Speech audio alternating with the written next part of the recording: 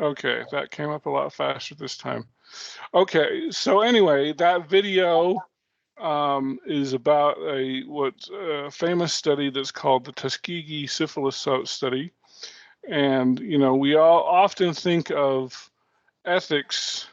This is ethics. We always think that that happens, you know, with Nazi doctors who, you know, they tested on the Jews and did, you know, radiation tests and horrible things. And we often think that, oh, that would never happen in the United States. And the reason why I showed that video was to show you that, yes, it does happen in the United States. And so this Tuskegee syphilis study is a very important study in history. Basically, some poor black sharecroppers in the South were, at the time in the 1929 when syphilis started, there was no treatment for syphilis. And so I think it was in the 1940s, they found out that penicillin would cure syphilis. But the study authors thought, well, what would happen if we just if we did this, and what would happen to a person who was untreated? And so they kind of changed the study's purpose. And so these poor black farmers not only lived with the horrible disease of syphilis for a long time, but infected their wives and their children with it, and it was very unethical. So 1972, a guy by the name of Peter Buxton kind of blew the whistle on it and said, this is an unethical study. And so the idea here is, I'm going to start sharing my screen here. And I will post my notes after class today.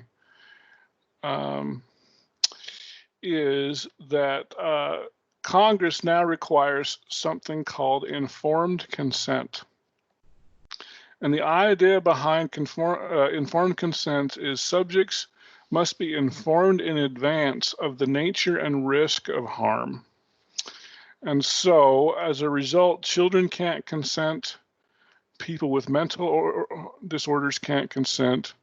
It can be hard to consent stroke and Alzheimer's patients, and you can remove consent at any time, okay?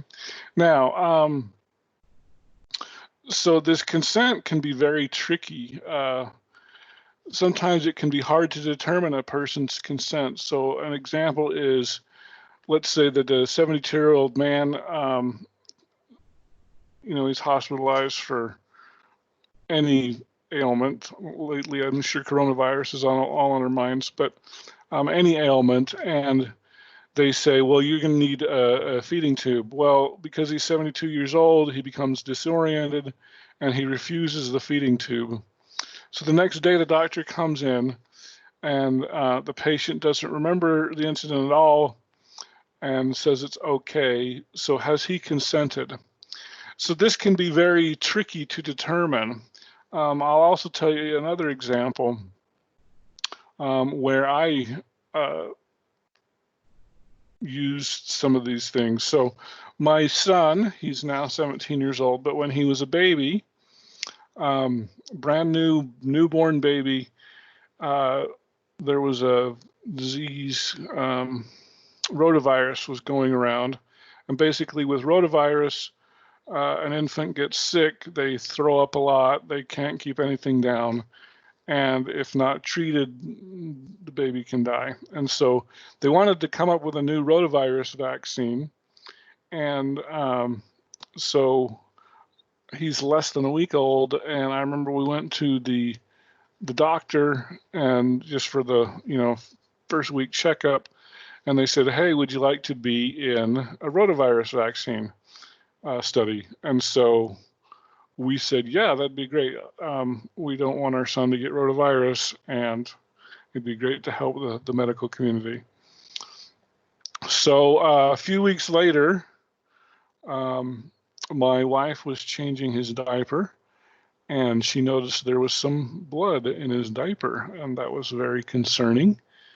And so I was out of town or something, I don't remember. But anyway, my wife had to take my baby up to Primary Children's Hospital because they were worried that he had obstruction in his bowel or something.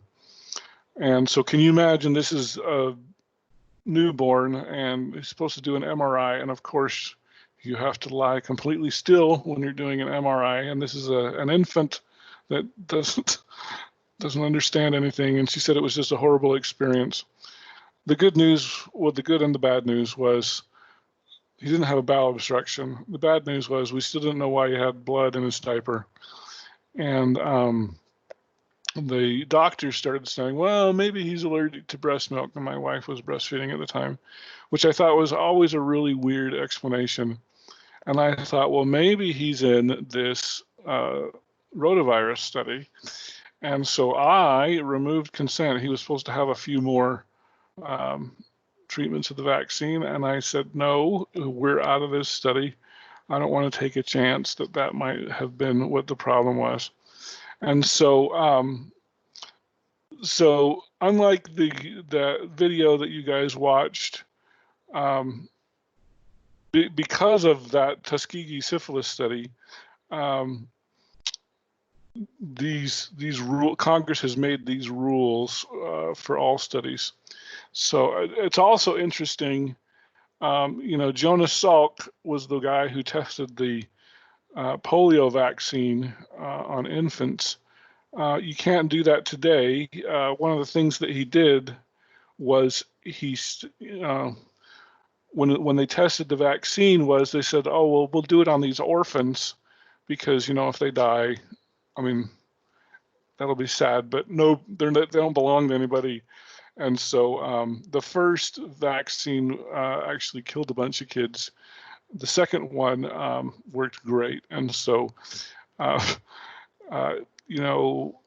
we can't have vulnerable populations. A lot of times people would do it on prisoners because, obviously they've done something wrong. That's no longer ethical. And so it's really the result of this Tuskegee syphilis study that we have informed consent. Another thing that Congress required is what's called an institutional review board. And the purpose of the institutional review board, a lot of times we'll abbreviate that as IRB, the purpose is to protect patients. Congress also requires that you must have non-medical participants on there, and these IRBs, institutional review boards, can have more stringent requirements than federal law. So one of the interesting things is I used to work on a brain injury study, and federal law says that if a patient dies, consent is not needed. And so some institutional review boards would automatically consent when a patient died. So what would happen, but some don't. So the idea is, like, let's say if you were trying to do a seatbelt study and you wanted to find out if people involved in a car accident were wearing a seatbelt or not. The nice thing about this federal law here is you don't need to go to every family that had a patient or had somebody die in a car accident and say, hey, we want to study seatbelts. We want to know if you don't have to get permission from them to study their loved one, because the patient is dead, they lose their privacy rights. And so that can be really a helpful thing. However, because the Institutional Review Board, they can have more stringent requirements than federal law. So in the case of our study, one of the things that would happen is somebody gets a brain injury. Maybe it's in a car accident, maybe it's a football injury, maybe it's a boating accident.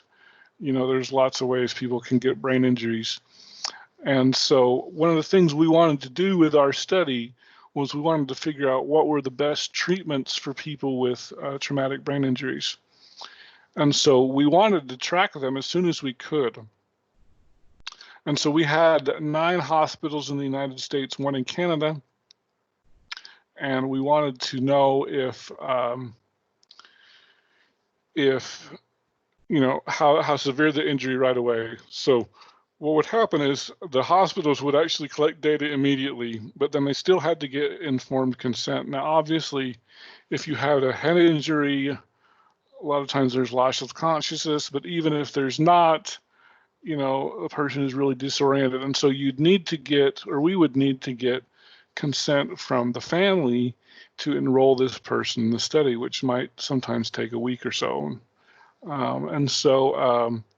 So we would collect data, but they wouldn't actually submit the data to the study until they got informed consent. So in that week or so that it took to get informed consent, sometimes the patient would die. And so obviously that was important to our study, an important outcome that we wanted to do. And so federal law, as I mentioned earlier, says if a patient dies, consent is not needed. And so in many of the cases of the hospitals that we were doing, the IRB said, oh, well, we'll just follow federal law. The patient died, so we can include them in the study. But some, and I know there was one in New York specifically that said, no, I know that federal law says that consent is needed, but our institutional review board is going to still require that a family member include that. So in some cases, we would include those people who had died without the family consent, and in other cases, the IRB required consent. And so anyway, that's perfectly fine with federal law. Institutional review boards can do things that aren't required. I will also tell you one other thing about that study. One of the things that we wanted to do was to see if the experience of the clinician, the doctor, the nurse, the physical therapist, the social worker, anybody who interacted with the patient, we wanted to see if the experience of the clinician had any impact on how well the patient recovered. And so I remember specifically we would ask hospitals to collect how many years somebody was a physical therapist or an occupational therapist or whatever. And in the United States, that was pretty easy. In Canada, the IRB, they have a similar law. The Institutional Review Board said that no, you have to get informed consent from every single clinician in order to do that, which was just a real hassle. And it ended up that we just decided to exclude the Canadian because there was only one hospital that was in our study. But we decided to exclude the Canadians from that piece of the study. So institutional review boards also require that data must be confidential. It doesn't have to be anonymous. Sometimes that can be the easiest way to keep data confidential. Anonymous if you're studying something with a sensitive topic, such as maybe you want to study something about illegal drugs, or perhaps you want to study something on a college student sexual preferences or that sort of thing. A lot of times people will lie, and so if you want to get some data, you can make the survey anonymous so that people are more forthcoming and they're more likely to tell you the truth. But you don't have to, studies do not have to be. You can just make sure that the data is confidential. In the case of our study, we would the hospital would collect the data, and then they would send it to. I worked for a company in Salt Lake City. We were just a research company. We weren't a hospital, and so they would send the data to us. And so, for example, we would not know the name of the patient or their address. The hospital would have that information. And so the nice thing about confidentiality was, let's say you had patient number 1, 2, 3. Somebody had said they weighed 2,000 pounds. They would send that information to me, and I would say, wow, that seems pretty hefty. And so I would say, hey, I wonder if this is accurate. Can you go back to your patient record for patient 123? I don't think they really weighed 2,000 pounds. And they would say, oh yeah, we put an extra 0 on there. It was only 200 pounds. And so, so I never knew who the patient was. The hospital had kept that information confidential. And so the nice thing about confidential is you can go back to somebody and you know, get clarifications. If it's anonymous, you can't do that. So one example would be, okay, a university offers screening for sexually transmitted diseases. The announcement says people who sign up will be assigned a number so they do not have to give their name. The person can learn the results by telephone without giving their name. So this is normally in a regular class, I would ask you if this is anonymous or if it's confidential. I'll give you the answer. That would be confidential. We don't know who the person is, but they do. So I see Mary came back on camera. Do you have a question or anything? And I should also say, if anybody wants to interrupt me and ask questions, please do. Just take yourself off mute. I think Mary's talking, but she's on mute. Sorry. Can you hear me now? Yes. Okay. I would have thought that that would be anonymous because it's you're not giving your name. So isn't that anonymous? That's confidential?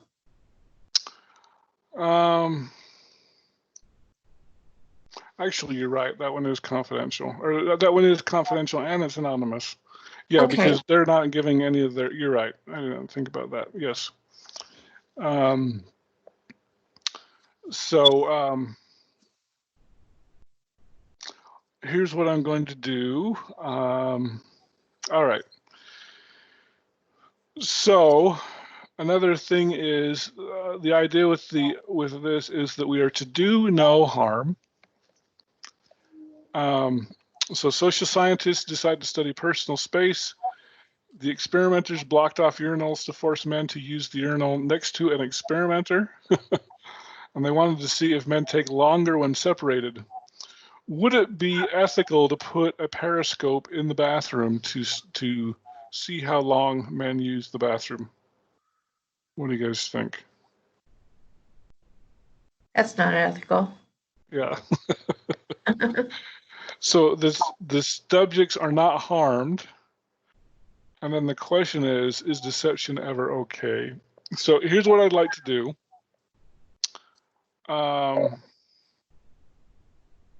Hopefully this is the right link. Oops. I'm going to put this in the chat again. We're going to have 3 videos today. So I'm going to put this in the chat window again. And it's a short video. I'll stop recording here. And here, let me put this in here really quick so people can see it. I'm going to watch the video so then I'll know when you're done. So if you can watch that video, this is Mythbusters again. And the idea here is they're doing a study on yawning, and I want you to tell me if you think that this is an ethical video, and we'll come back and we'll talk about this in just a minute. So I'm going to stop recording for now, and you guys can tell me what you think.